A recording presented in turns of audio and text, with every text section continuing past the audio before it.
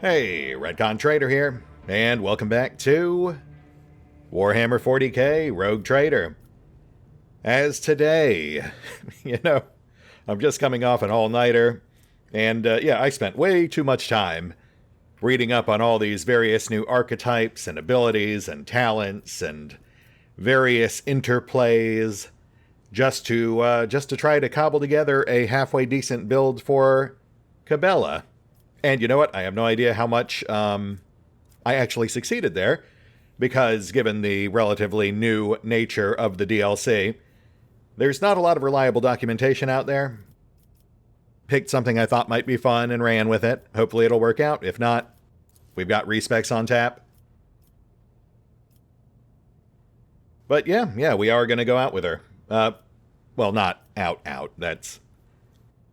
We're a Cassia man through and through, but I figure if we are indeed setting our sights on investigating that hidden cult hideout, then it only makes sense to bring her along. I mean, she can, I'm sure, provide some color commentary, some general context, and it would be nice to see if my efforts towards giving her a workable build actually pay off. Though, before we do, there is actually one other thing we need to touch on, which is that apparently, among other things, the DLC also added a boatload of new gear.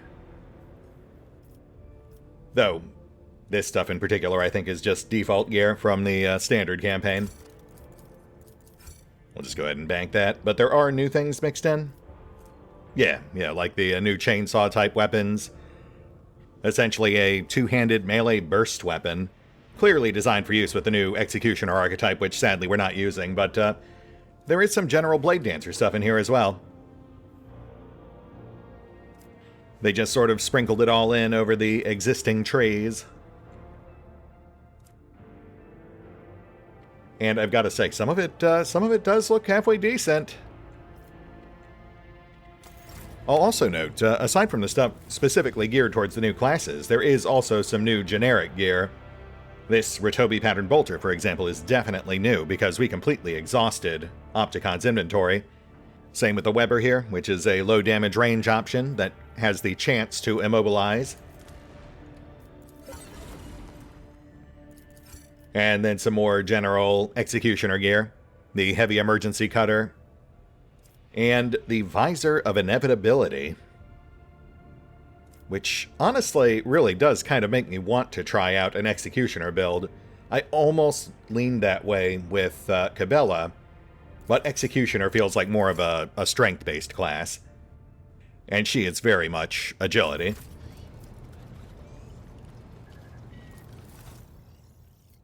Aside from that, we've got new tactical boots that essentially make you immune to attacks of opportunity.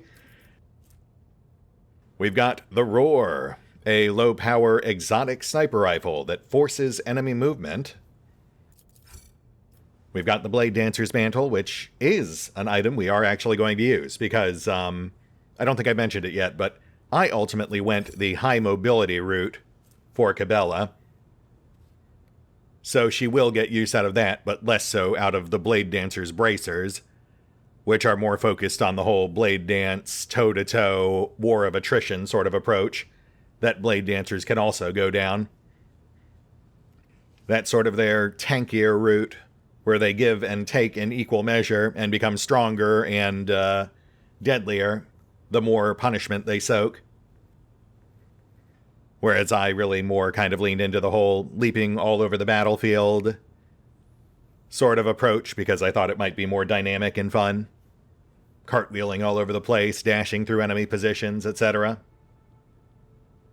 I was initially hoping to lean into the whole DOT angle as well, but it turns out there's actually very little DOT support in Blade Dancer. It's largely the purview of Executioner.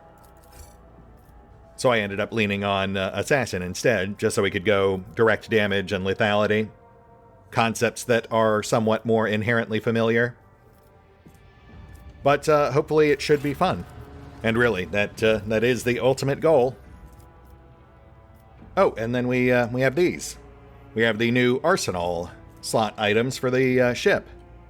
We noticed the slots popping up a few patches ago, and now we finally have some items to actually put in them. And it turns out that it is essentially items that replace your normal attacks with secondary options. In the case of the flak ammo, it allows you to switch your macro cannons off to an area burst effect, as opposed to a direct fire salvo. Which is funny, considering that I was just, I think, commenting on wishing we had something to help better deal with the torpedo salvos and such. Oh, nice. And then over here we have our very first fighter bay, which we also just got a taste of recently. I think we just started seeing the Chaos and Drukhari ships start spitting out fighters at us from time to time, and now we can return the favor. Though, much like with the flat guns, it does take the place of your normal torpedo attacks, which is a bit of a bummer. But I suppose it's all about the trade-off, you know. Still nice to have a new tool to hold the enemies at bay. And with that done, let's go ahead and get that new cape slotted. And then we are going to head straight for the freight line, because I am eager for some adventure. You know, as I've said many times before, while I do love good writing, and I do love world building and lore dumping, especially when it's done well, like I think it is done in this game, you do need to occasionally balance it out with some actual, like, you know, gameplay and such. Owlcat does seem to struggle with that from time to time. Though they're certainly not the worst I've seen. That honor might go to Harebrained Schemes with their Shadowrun trilogy. Love those games, but let's be honest, the third one is essentially a glorified e-book. Anyway, let's get this adventure back on track, shall we? Sorry, Earliet, you're gonna have to sit this one out. Just logistically, it makes more sense for Cabela to take your slot than anyone else's. So we're now running 3 melee, 3 ranged. Slight loss on awareness, but no loss on demo. Earliet was primarily focused on crowd control, so that's more or less what I tried to keep Cabela focused on as well. She is a highly mobile hit and runner, meant to supplement Abby and Pascal, as opposed to replace them. Though again, you know, we'll see how my hodgepodge build actually holds up.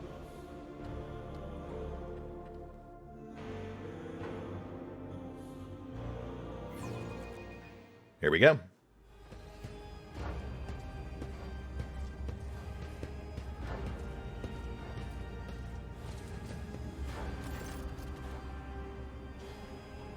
A sturdily built man with an augmented jaw stands at attention.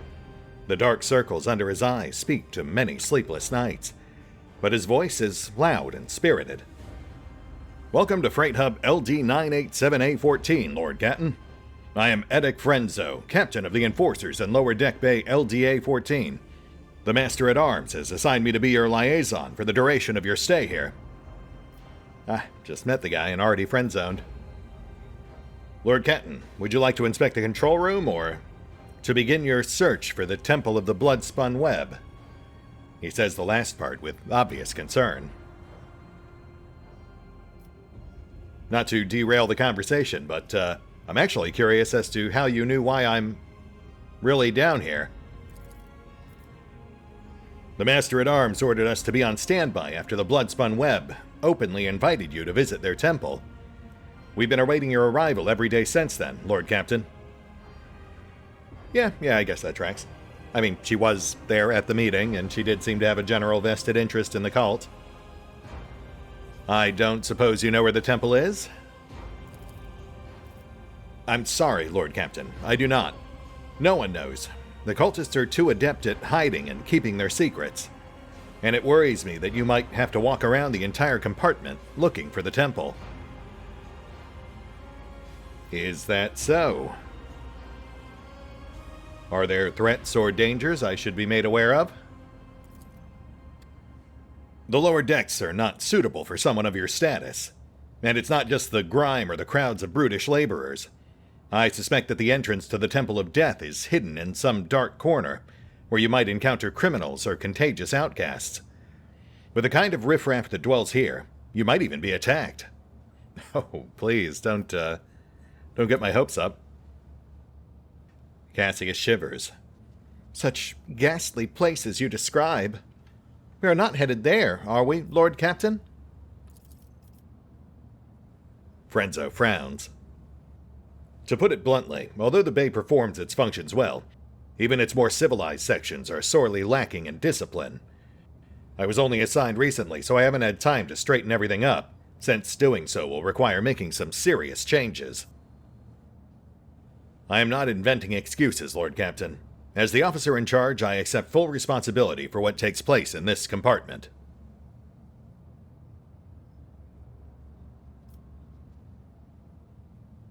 I mean, Fren-zoned, based on what you're telling me, it sounds like being assigned here was essentially a punishment. Is there some particular reason that Sauerback assigned you to this specific sector? Fren-zoned shakes his head fiercely. No, Lord Captain. Quite the opposite. I was commended for my service. This compartment has always been a troublesome one, and the Master-at-Arms assigned me here because she thought highly of my merits. I am honored to have earned Mistress Sauerback's trust. Yes, that makes sense. I mean, she knew I was coming down here. Out of curiosity, what do you think about Miss Sauerback? Mistress Sauerback possesses all the personal and professional qualities required to lead the Enforcers efficiently, Lord Captain. He enunciates each word with pride, but you note drops of sweat on his brow. Yeah, that also makes sense. I imagine he's under immense pressure to make a good impression on me. Honestly, he mentioned he was new down here. That's probably why he was transferred. Just because they knew I'd be coming here. Well, fret not, Captain. I'm fully capable of taking care of myself. In fact, I might even be able to help you out while I'm here. But Fren-zoned stops himself mid-protest and assumes a more compliant tone. In that case, I urge you to remain vigilant. The freight trains move at great speeds, and the inhabitants of the residential units are despicable rabble. One must never drop one's guard around them. And Emperor preserve you from stumbling into the pestilence pit. That's where the madmen and the lepers live. Okay, Fren-zoned, the simple fact you have something called the pestilence pit down here, perhaps you should give me a slightly better idea of what I'm walking into. Hub LD-987A14 connects the lower decks freight, residential, and artillery bays. Our task is to monitor the flow of the labor force and prevent supply disruption between bays. Okay, but you're just the enforcers. Who actually keeps the place running? Traffic controllers. They're technomats trained by priests of the machine cult to keep the sacred cogitators in working order and prevent train collisions.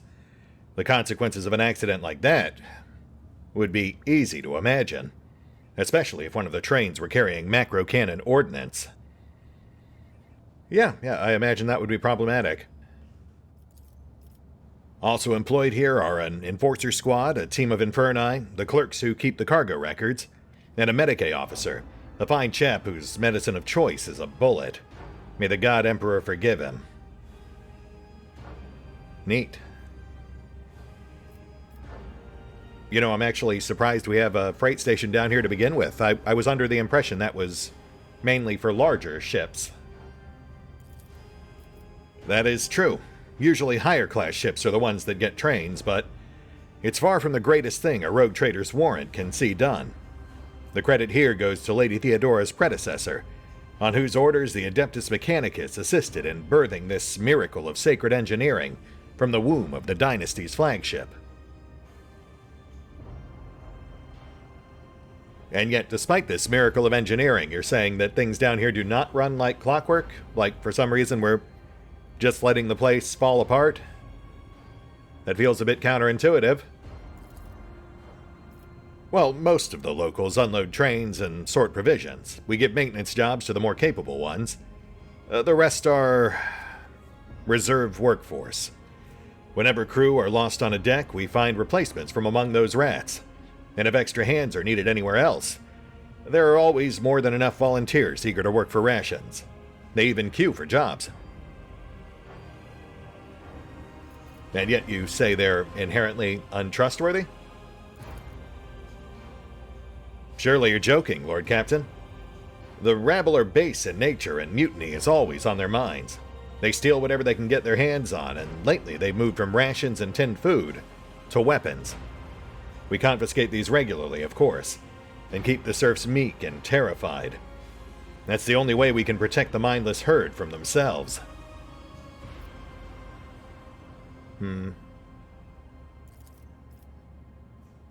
Oh, another thing the bastards do on a regular basis is build their shacks in front of service tunnel entrances. That has delayed the arrival of Infernus brigades during several emergencies, and caused air and power supply problems in adjacent bays. We burn those saboteurs along with their shacks, but they just keep pressing on regardless. Saboteurs? I mean, you're sure they're doing it intentionally, as opposed to just out of ignorance? To the best of my knowledge, being paranoid is practically a requirement in our line of work. In any case, the rabble are always plotting. Take my word for it. I mean, I feel like it's a bit of a self-perpetuating cycle, but sure. Always at your service, Lord Captain. So the cult, I noticed you didn't really bring them up much. They also have a presence here, correct? That is correct. The enforcers do not bar them from carrying out their sacred duties. He scowls. As irregular as it is to have armed crew members set up a secret hideout forbidden to the enforcers, and that they can go around dispensing bloody justice. Yeah, about that. Do you not take issue with the cultists just walking around stabbing people? Well, they stopped doing that recently, and what a relief it was for me. I couldn't exactly breathe easy with trained killers walking about. Oh, cool. Wow, that was quick. Guess they really are loyal. I figured we'd have some holdouts. Frenzo, what else can you tell me about our resident cultists? Not much, but I'm always trying to learn more, given that they like to pay visits to my compartment. Frenzo scratches his head, thinking. The Spinners honor the Emperor through death. They kill notorious reprobates and heretics. Sometimes they kill righteous folks, and other times even seemingly at random. Their rituals are morbid and their prayers are strange. Anyone not initiated in their rites would struggle to make any sense of them.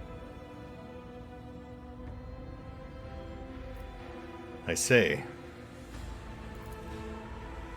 The captain grumbles sullenly under his breath.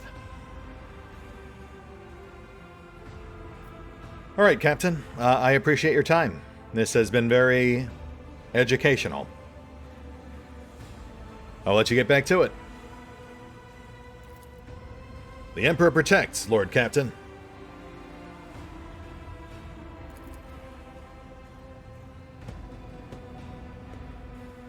So once again, getting some definite undertones of pending strife between the enforcers, the authority, the local authorities, and the common folk. Though, I mean, really, that might just be the default standard setting for Warhammer 40k, I suppose. Anyway, give me a sec to get Cabela's hotbar in order, since it does sound like we are in for some combat. And then we'll get this plot train going. Be right back.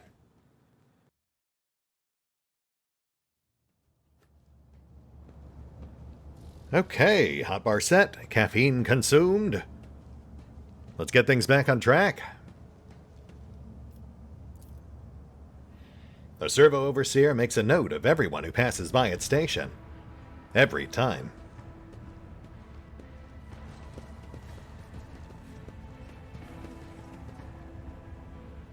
Fren-zoned whipped another bribe taker yesterday.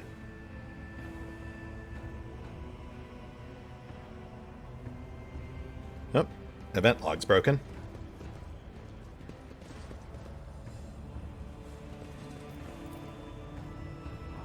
The Technomats are performing a sensing rite on the sacred power transformer. But the machine spirits are running rampant and will not be swayed. Perhaps they prefer denim.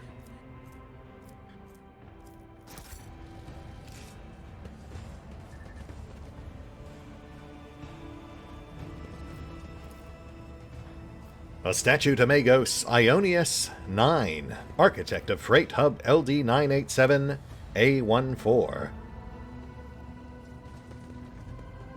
Yeah, looks just like him. Have you heard? The Lord Captain himself stopped by our bay. Tolleman box officers. Yes, and he looked right at me. When Lady Vigdis learns of this, she'll promote me to the middle decks. Oh, bless your heart. Dream on, as if she'd send the old half-deaf and raspy pride of the Tolleman box operators to the middle decks. Well, that is certainly a sentence.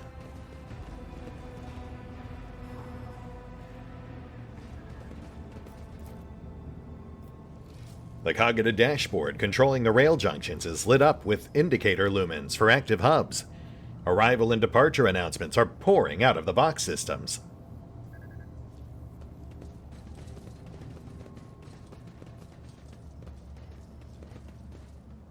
Oop. Is that blood? It can't be. We scrubbed the deck 3 times right before the rogue trader came. Void take me. The captain will have our heads.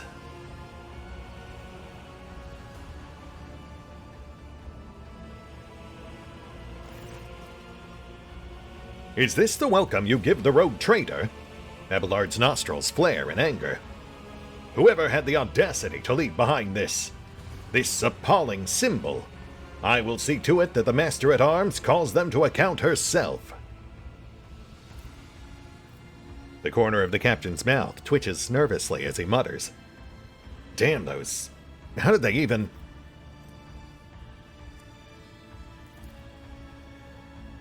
You have seen this sort of symbol before.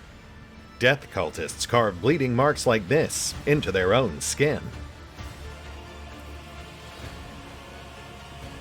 As if on cue, Cabela carves the same symbol on the back of her hand with a knife, and whispers a prayer. Dom and Valen, remember this sign. It is the beginning of your quest.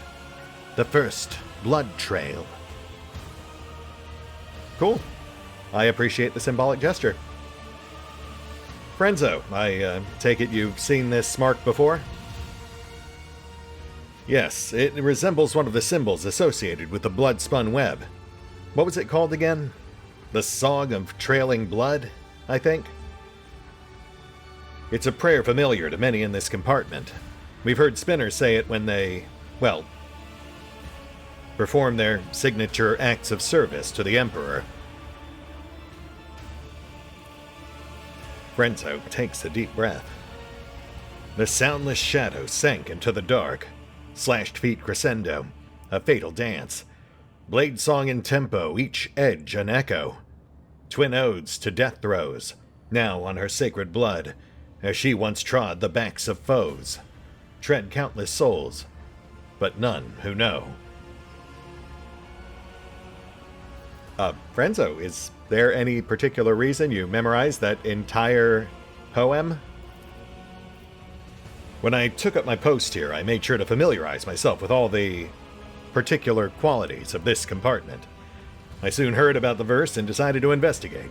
I questioned a number of people who followed the blood-spun web as I was trying to figure out if there was anything pernicious about it. And eventually I learned the whole thing. He frowns. The words are certainly strange, but it's nothing worse than that, it seems. Sure, yeah, I'll buy that. So, do you have any idea what it means? From what I can tell, it's Something like a prayer with several verses that tell about the life of one of the cult saints. Ariane, or the Matriarch Spider, as they call her. In other words, it is an invitation. It is only too obvious that cultists obsessed with mysticism would never use prose to mark the way to their temple. They are too fond of their obscure chants and cryptic verses. So, Fren-zoned, do you have any idea why they keep putting it here in particular? Maybe it has something to do with them inviting you to visit their temple. Maybe they're trying to get your attention? Apologies, Lord Captain. I'm no good at deciphering their disturbing riddles. Oh, don't sell yourself short, my Fren-zoned. That is precisely what it is. It is, in fact, a literal blood trail. Pointing me towards their temple, no doubt. I suppose it's up to me to make sure their efforts are not in vain. Well, I hope you find what you're looking for and return to the upper deck safely, Lord Captain. I'm sure we'll be fine. This is just an Act 1 event. You think you can make out letters woven into the intricate symbol. Together, they unmistakably form an arrow, pointing to a destination. Hey, event log's back. Yeah, sometimes you just gotta prompt another dialogue event to kind of shake it loose. Oh man, look at this. The facts you're here mean your families have disowned you. You're all refuse, and the stench of the lower decks is all you deserve. Do we truly have to be here? I'm not even sure what is making me more nauseous. These horrid colors, or the smell. Anything more than the baton and the whip is too good for you, void dogs.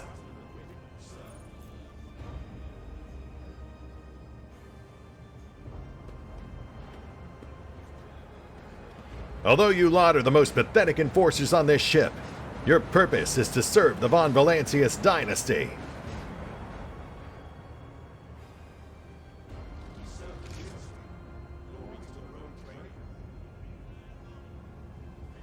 It is super weird they voiced the low-ranking cadets, but not the guy yelling at them.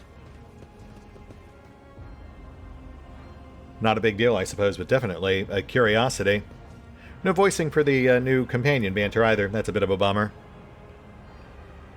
The bulky doors lead to the Enforcer's living quarters and the hub's provision depot.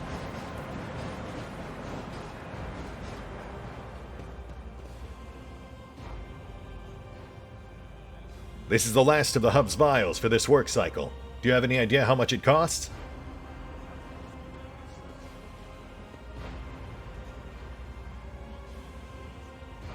There, 57 ration cards. It's all I've got, I swear.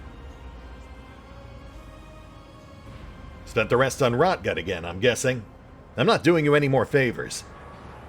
Give up the drink or get used to life in the pestilence pit.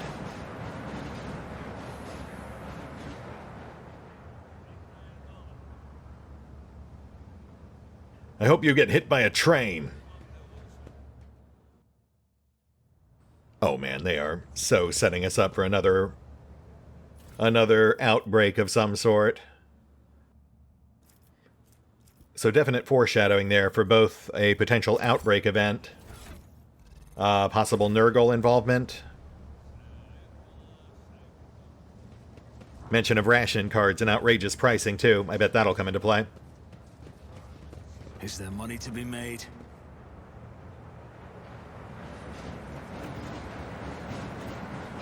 The rotting guts of someone unfortunate enough to be flattened by a train lying glistening on the track.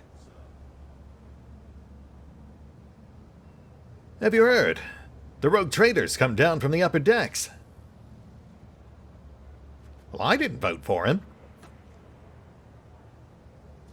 Heard and seen, too.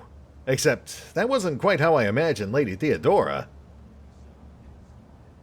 That's not the rogue trader. That's a plainclothes enforcer. Well, more of a posh-clothes one, really.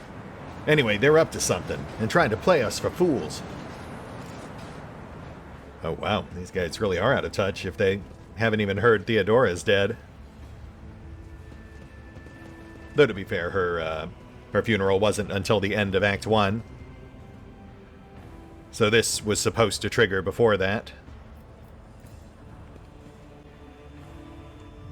The longer you stare at the mark, the quieter the sounds of the station become. The shadows grow longer and seem to stretch in the direction of the adjacent section. They promised they'd assign us to a freight train several watches ago. We have families to feed. My options open. Look at me, boss. Got all my limbs intact. Don't even need to take breaks. Pick me. How long do you think you can keep treating us like this? We want food. We want work.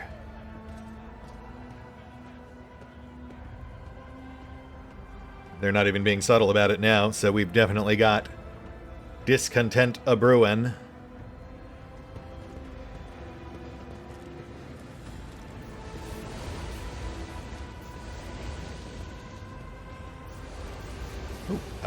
Hi there. Help me. It hurts.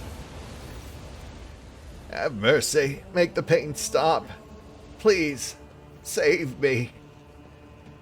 The young man gasps for air through burnt lips, slipping in and out of delirium. His skin is dripping from his gaunt body like melted wax from a candle. His eyes, somehow intact, alive, clear, and filled with pain, stare at you from under his caked eyelids. Who are you? What happened? Who did this? He said as if he didn't already know the answer. I'm Vale, a cleaner. I was in my house, asleep. Enforcers came, set fire to it. I didn't make it out in time. I wonder how long he's been sitting here like this. A watch? 3? The Whispers say nobody cared because he didn't matter. But they also say he's somehow supposed to matter to us. Strange. Well, I mean, there's also a giant cult symbol pointing right at him. So, you know. This is Valen von Valancius. I need a medical evac on my position. I have a badly burned man here, a cleaner named Vale. See that he's properly taken care of. A blissful smile twists the man's lips, and a tear forms at the corner of his ruined eye socket. The God Emperor has sent you to save me. You are his light. You are his grace. Thank you. Thank you for not leaving me here. Never forget the mercy that the Lord Captain has granted you. Yeah, I don't think he's going to have any trouble remembering this, Abby, but thanks. When the Undying One is ready to accept a soul, it must be sent forth, and so will it be freed from the torment of the flesh. Yet you have chosen to prolong this one's suffering. Your intentions perplex me. Yeah, I get that. I suspect we're in for a lot of that. Hey, the cult didn't do this to you, did they? I see their mark right next to you. He tries to turn his head, his blackened skin crunching as it opens into scarlet cracks. A spinner came. He painted the symbol.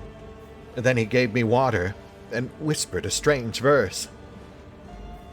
He told me to memorize it and to recite it later so that help would come. And here you are. Then I should... He begins to whisper, his lips twisted in pain. To suit smirched soul, her mercy she did grant. Last breath expressed, knife met heart. Removed from chest, passed on to death. Her duty blessed, a balm for those who suffer anguish and distress. A longing brought to rest. Of mortal bonds the soul divest. Right. More verses. The crux of this test is clear. In order to follow in the saint's footsteps, you are supposed to kill the young man and thus release him from his suffering. The cultists want to see if you understand the philosophy of those you seek. Well, it's a bit late for that because I've already put in the call to save him. You'll be alright. Just hang on. Help's on the way. Of course. Thank you. Yeah, no problem.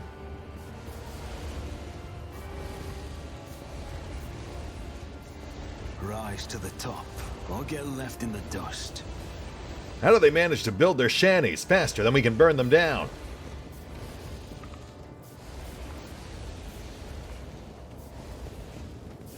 The arch enemy is helping those parasites.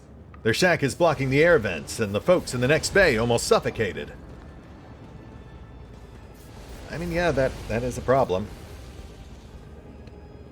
As soon as it burns down, orders are to cordon off the area, clear it, and let no one pass the platform. Anyone who doesn't comply gets their brains bashed in. They're really going to get it this time. At last. I mean, I would have gone with proper training and safety briefings, but, you know, I guess murder also works. Oh, boy.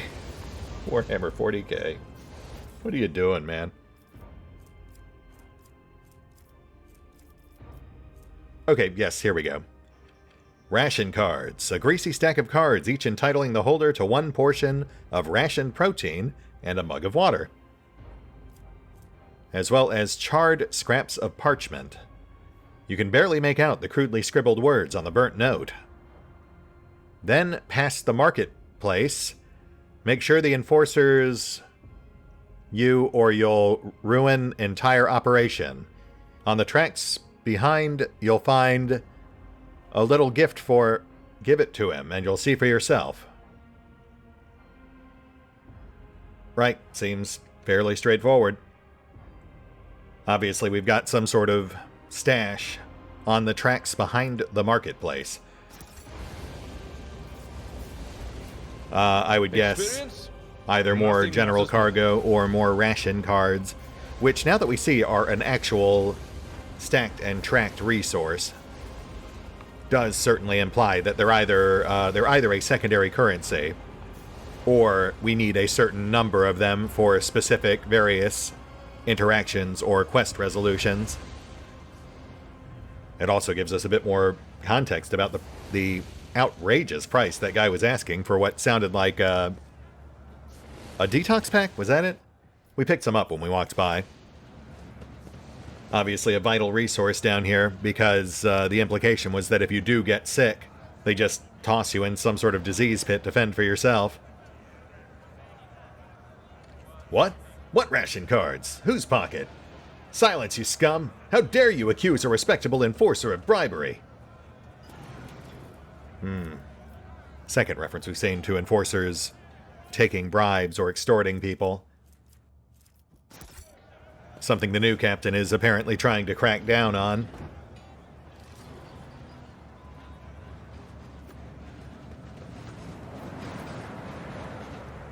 The Times-worn loader is barely fit for purpose at this point, but the enforcers still see its complex maintenance as the lesser evil compared to hiring ignorant, clumsy scroungers to do the job.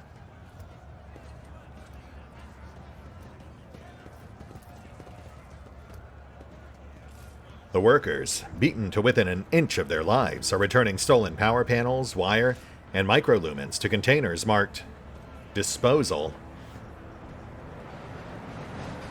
Harsh, but I mean, that stuff might be earmarked for recycling. Taking it could muck other things up. Hey, Montag, what's up, bud? The Infernus Master salutes you cheerfully with his glow stick. Lord Captain, what an unexpected encounter. What brings you to this compartment? The famous cuisine and magnificent vistas, no doubt? I mean, Montag, you were in the meeting where I was invited to come down here and visit the local cult. Speaking of which, I don't suppose you know where they're hiding?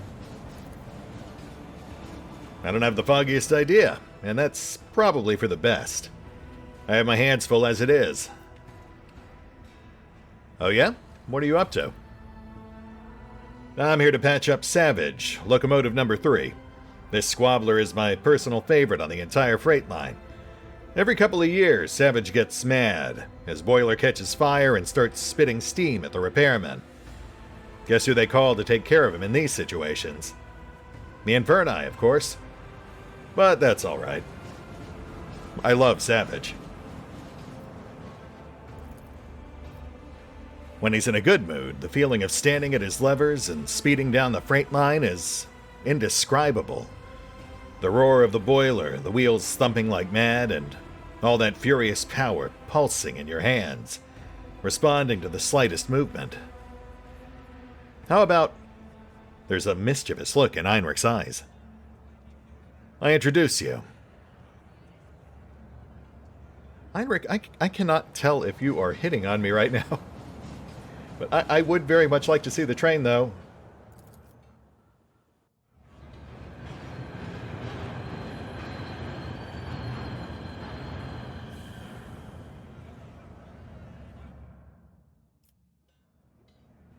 The panel before you is covered with technical runes, lumens, and levers.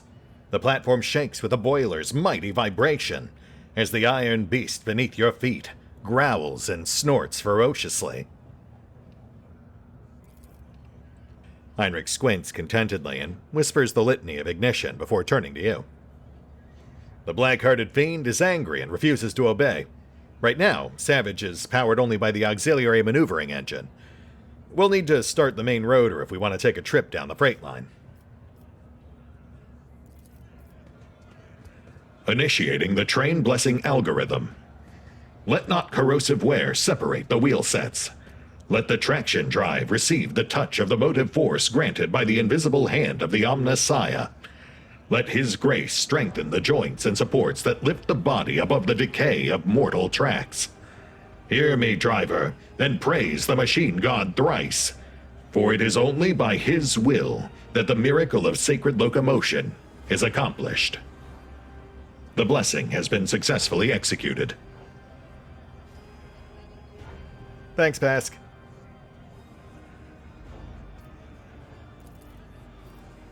The stubborn machine does indeed seem remarkably similar to a wild beast. The roar of the mechanism resembles hoarse growling, and the scarlet glow of the lumens on the control panel makes you think of the malicious glare of a predator.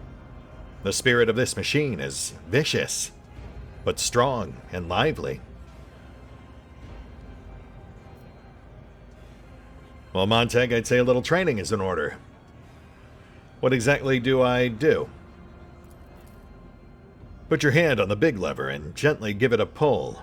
Very gently. Heinrich's face is focused, but his voice has not lost any of its playful cheer. Savage does not like being hassled. Right. Gentle it is. A few erratic jolts shake the platform, and an indignant groan emanates from the depths of the machine. An intense shudder passes through the lever and into the palm of your hand, and there is a strange feeling of emptiness in your stomach. Savage's fiery heart is stirring. Do you feel it? There's so much energy and defiance in him. This is a rocket, not a locomotive. Unruly and enamored with speed, but quite willing to submit to a strong hand. There is almost a loving tenderness in Heinrich's voice. Pull the lever toward you, smoothly but firmly. Then pump the fuel with this command rune. Holy shit, dude. Unruly and defiant, you say, but submits to a strong hand. I met a few folks like that. A roguish gleam appears in its eyes. You don't say. Okay, we are 1,000,000% flirting right now. A new explosion inside Savage shakes his iron body, causing your eyes to see double from the vibration. Now you're feeling his real power. He can run down the entire freight line in a minute given the chance, and kill everyone who rides him at that speed. Now try applying some thrust to the main rotor. Grab those paired levers and give them a firm tug. What the fuck, dude? Holy moly! I I feel like I launched the wrong game by accident. I'm gonna have to double check what I'm actually playing right now. A torrent of steam bursts from the slit in front of your face, but Heinrich deftly covers you with his shoulder.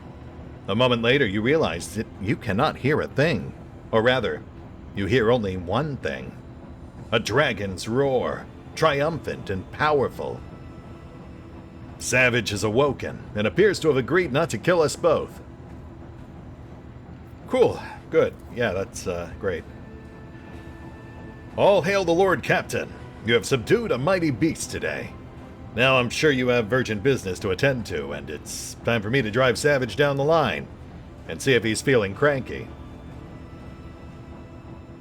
Heinrich, buddy, I like you. I think you're a great guy. I don't want to lead you on here. I've already got this whole complicated three-way thing going with Cass and Jay and Yurliette. This was nice. I enjoyed it. Thank you. I gotta go. Heinrich lowers his eyes and grins. Could I have wished for anything more, your lordship? Get the fuck out of here, dude. My goodness, you do not stop. Everything's gonna be alright. Savage would never fry me. Right, Savage? I don't know, man. Some things are just too hot to handle. Wow. I have got to say, that really... They are really throwing me for a loop with the new romance paths in Void Shadows. Like, first Sourback and now Heinrich. Though, I will say, Heinrich, man...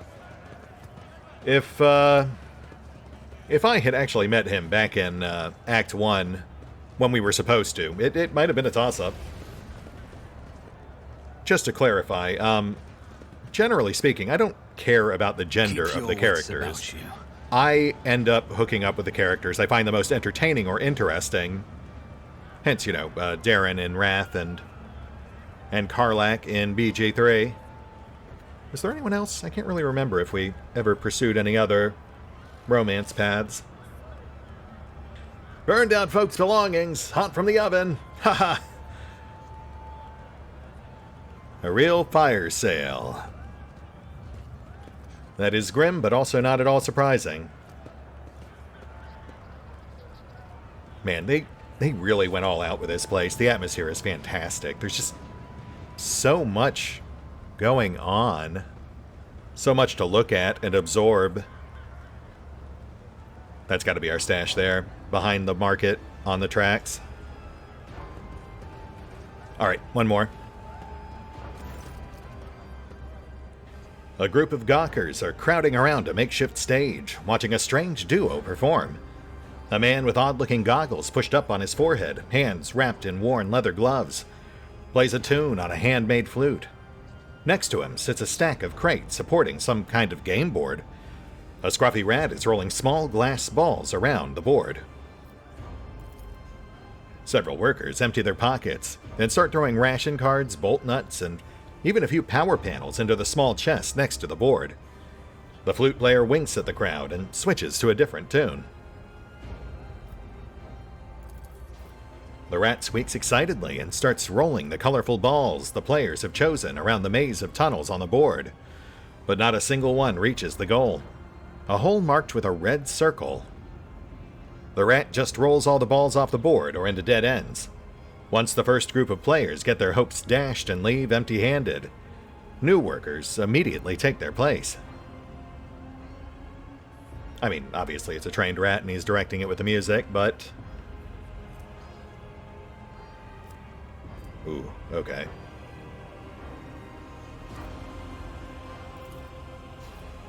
The rat scurries around the board, spurred on by the flute. Its movements appear erratic at first glance, but after a while, you notice how consistently the balls seem to miss the goal at the very last moment. While the rat's clumsy, amusing scampering distracts the spectators, its nimble tail directs the balls away from the hole. Inappropriate?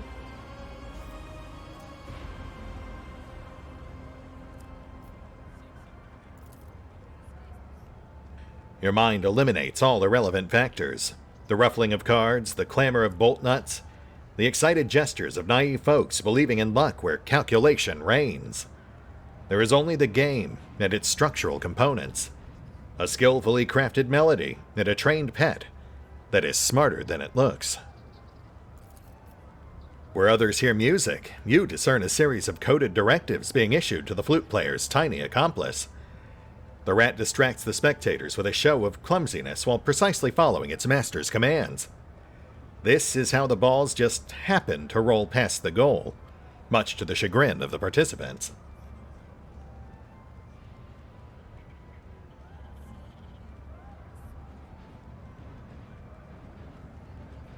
Quite the amazing performance. It truly flouts expectations. You have my compliments.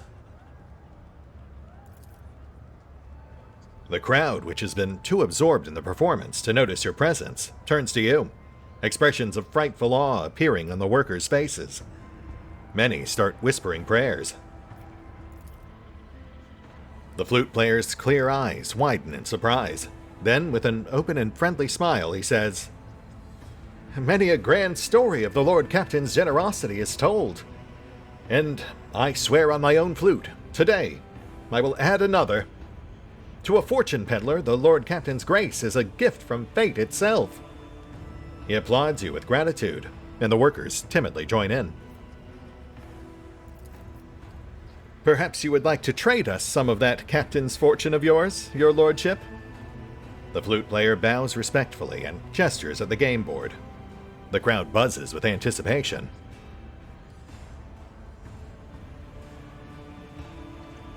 Actually, I was a little more curious about you. What's your story? You and your fuzzy friend. I am but one of many. The man gestures broadly at the teeming station. A voice in the crowd, a cog in the mechanism. His humble servant. Flute player is all they call me, because that's what I am. I make up tunes and give the people respite after a hard day's work. And where did you find that most peculiar flute? It does seem notably instrumental to your success. He pats his instrument gently. My mother loved music. She used to hum beautiful melodies to me. And when she passed away, I carved this flute from her hip bone and learned to play, out of sorrow and respect for her memory. That is both charming and morbid. Please, play something. The flute player smiles mysteriously and brings the flute to his lips. A simple, brisk melody pours out of the instrument. The glum faces of workers and traders soften a little, and the tunnels around you seem less squalid than before. Long after the music has stopped, many continue to whistle the unassuming ditty.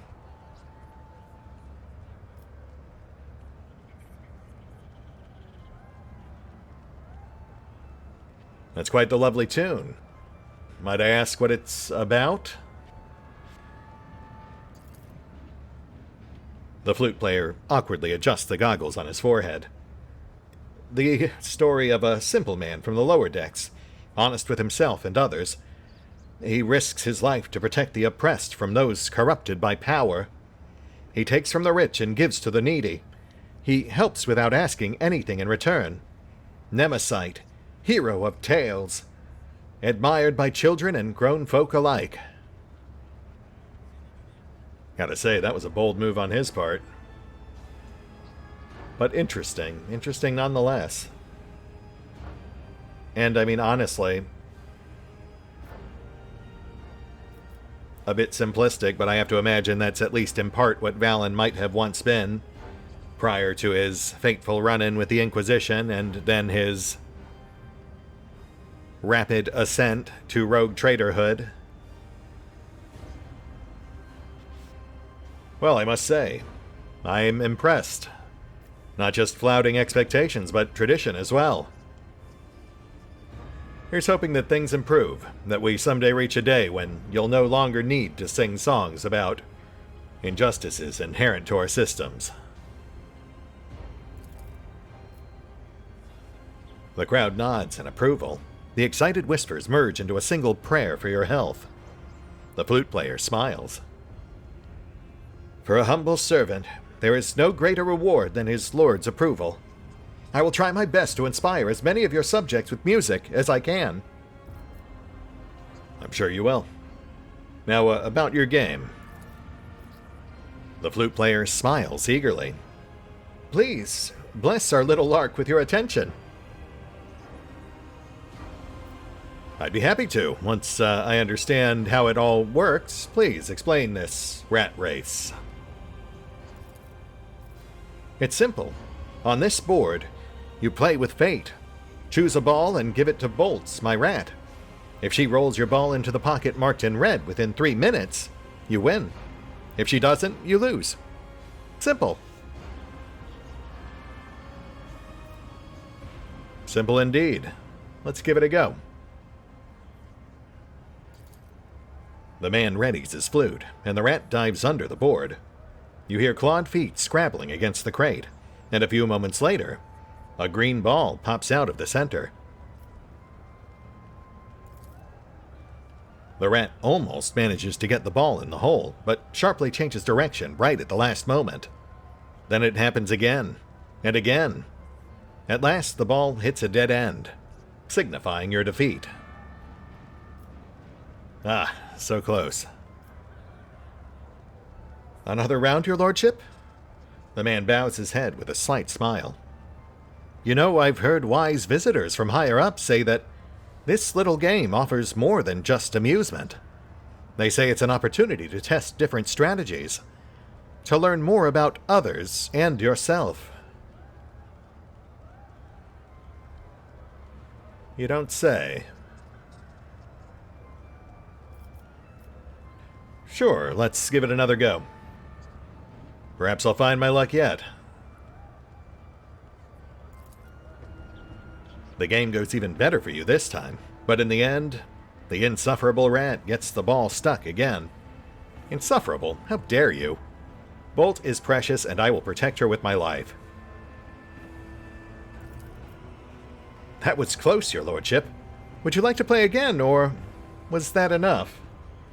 Something in the flute player's smile makes you suspect that this game cannot be won. And the game master does not seem to be trying to hide it.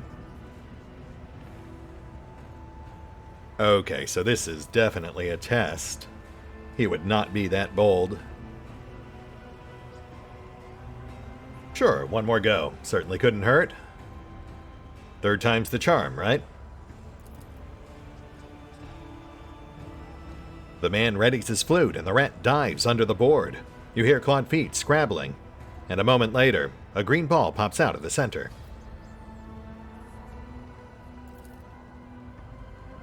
You have already seen through the flute player's performance. You listen to him play and watch the rat closely. Then, at a certain point, you start tapping your fingers on the edge of the crate, adding your own rhythm to the tune. The rat scrambles in confusion, mistaking your commands for those of its master, and starts rolling the ball toward the goal. When the ball drops into the red hole, a few impressed whistles come from the crowd, and the flute player laughs heartily. Cleverly done, your lordship. Well, I had no doubt that you would be a worthy opponent. And your strategy. I think I will keep it in mind for my future games. Interesting. Interesting. Care for another go? I'm sorry, your lordship. I don't have anything left to play for. He smiles sheepishly as he turns out his torn pockets. I hope you have enjoyed yourself. I certainly won't forget my fateful meeting with the Lord Captain. The flute player clears the board in one deft movement and begins a new tune. Oh, shoot, can I not? I actually would have very much liked to reward him for his fine performance.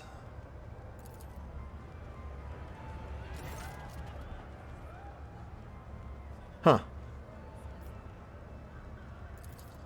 Alright, well, I was going to give you a button, but you'll have to make do with a coin. Fare thee well, my friend. I'm like 40% certain we'll encounter each other again. I would be more certain if you actually had a portrait. Still, though.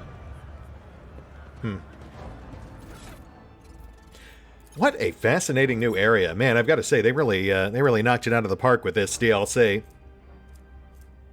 I am really digging it, as I think is evidenced by the fact that we just passed the hour mark. I really got to stop myself here. You know, I was hoping for combat, but I am not at all disappointed with what we've encountered instead. Though, you know, here's hoping that we do actually have some combat next time around. I would very much also like to test out Cabela's build. I really went all in on the mobility stuff. Dance Macabre, Death from Above. Keep Your Distance. That's a fun one. I just want to see her flipping out all over the field, making a bloody nuisance of herself. Anyway, fascinating stuff. I am very much looking forward to more. But that said, we do need to hit the pause button for now, so I can pack this up and get it online. And we will pick up here next time, as we continue following our literal blood trail. But also just generally continue investigating those who might one day rail against the system. See you then.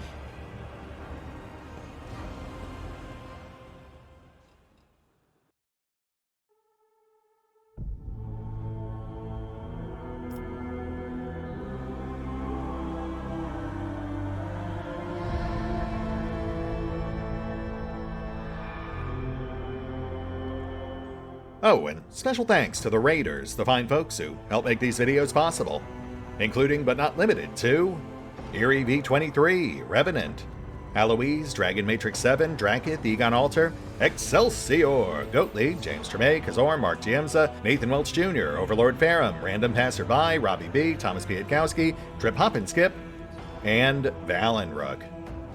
Thanks for your support, guys.